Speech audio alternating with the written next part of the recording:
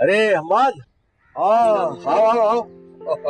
बहुत वालेकुम अस्सलाम भाई, बहुत अच्छा किया तुम आनिया बेटी को ले आए। और आनिया ठीक हो तुम?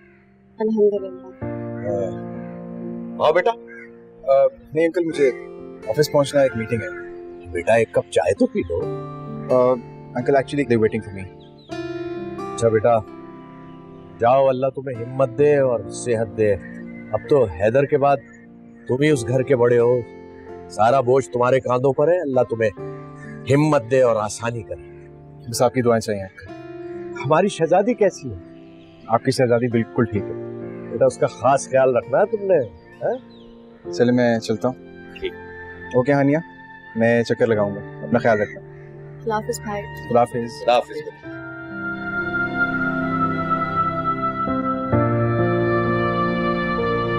हाँ हानिया जी बाबा।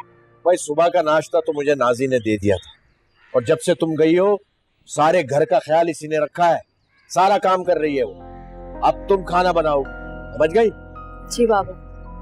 और हाँ, पूरे घर की डस्टिंग होनी है, बहुत गंदा हो रहा है, जरा ध्यान से देख ले। और हाँ, डस्टिंग करने के बाद ना, ये सीढ़ियां भी बहुत गंदी है, सीढ़ियां भी साफ होंगी, पूरे फर्श पे पोछा लगेगा।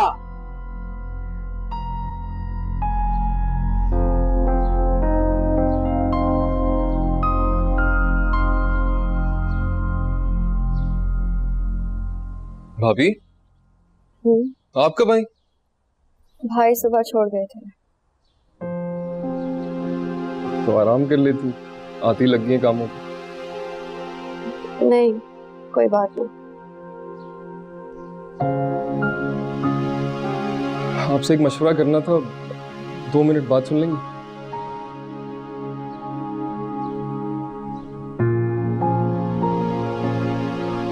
शहीर खैरियत तो है?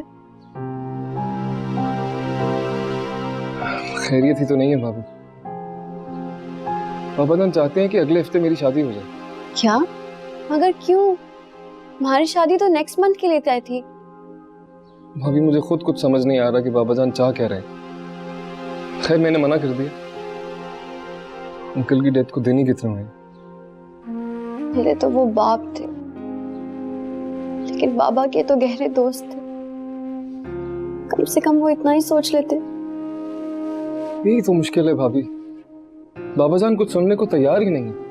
मैं जानती हूँ जिस वजह से वो ये सब कर रहे हैं, कर वो वजह इतनी शर्मनाक है कि मेरी जुबान पर नहीं आती। भाभी मैं सख्त शर्मिंदा हूँ आपसे। शहीर तुम शर्मिंदा मत हो, तुम वही करो जो वो चाहते हैं। मगर मैं इस शादी में शरीक नहीं हो सकूंगी, मुझ में अब इतनी बर्दाश्त नहीं है। भाभी अगर आप शादी में शरीक नहीं होंगी ना, तो ये शादी होगी ही नहीं। क्या पट्टियां पढ़ा रही हो तुम मेरे बेटे को? हाँ? बाबा ये आप क्या कह रहे हैं? बिल्कुल ठीक कह रहा हूं जो मैंने सुना है। यानी मेरे बेटे को तुम इमोशनल ब्लैकमेल कर रही हो कि तुम इसकी शादी में शरीक नहीं होगी, इसलिए ये शादी ना करे। बाबा जान क्या हो गया है आपको? हर बात का गलत मतलब क्यों निकालने लगे हैं आप? यानी मैं गलत मतलब निकाल रहा हूं? अपने हरकतों पे तुम लोग नजर नहीं डाल रहे और इसके पीछे पीछे दुम हिलाते हुए फिर रहे हो, और ये तुम्हें अपने इशारों पे नचा रही है। वाह, इस घर में बाप की कोई औकात ही नहीं रही।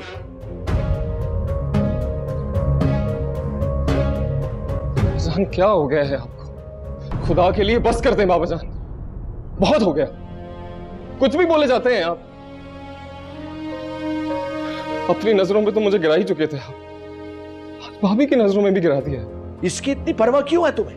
यानी मेरी बात रद्द करके उससे शादी की इजाजत ले रहे हो? बाबा जान बहुत एहतराम का रिश्ता है मेरा भाभी से। तो अपने बाप का भी तो एहतराम करो। जैसा मैं कह रहा हूं वैसा करो, शादी करो, मैं मुतमईन हो जाऊंगा, और फिर ये फसाद खुद ब खुद खत्म हो जाएगा।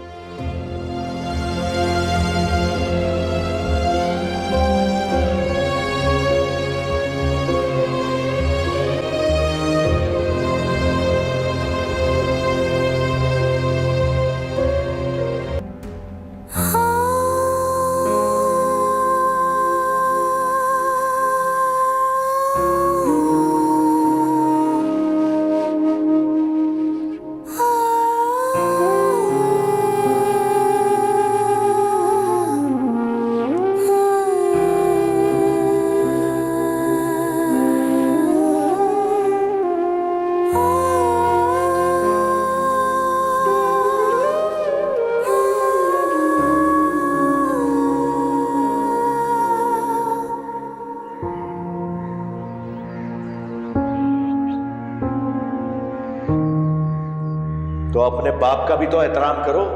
जैसा मैं कह रहा हूं वैसा करो, शादी करो, मैं मुतमईन हो जाऊंगा और फिर ये फसाद खुद ब खुद खत्म हो जाएगा। क्या करूं मैं, कैसे दूर करूं बाबा जान की गलत फहमी। भाभी की हालत नहीं देखी जा रही मुझसे। ठीक है, मैं बाबा जान की बात मान लूंगा, मगर कुछ शराइत के साथ, ताकि बाबा जान की ख्वाहिश भी पूरी हो जाए और भाभी के घर वालों को भी बुरा ना लगे और भाभी निकल आए इस अजियत से।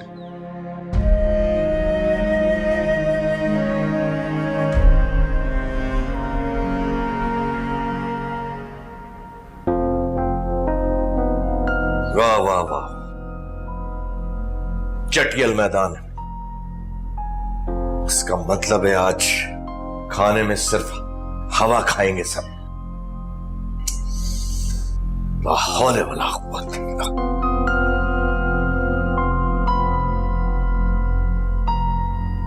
अरे भाई, कब तक ये मातम चलेगा है? भाई मैयत तुम्हारे घर में हुई है, इस घर में तो नहीं हुई, तो हमारा चूल्हा क्यों ठंडा है? पापा मैंने सालन बना दिया है, सिर्फ भूनना बाकी है। तो भूनो भाई, तुम्हें पता है मैं वक्त से खाना खाता हूं। और देखो, अल्लाह की मर्जी होती है, जिंदगी और मौत पे अल्लाह का पूरा पूरा इख्तियार है। भाई हैदर मेरा भी दोस्त था, मुझे भी बड़ा दुख है। चलो शाबाश, जल्दी से हांडी तैयार करो।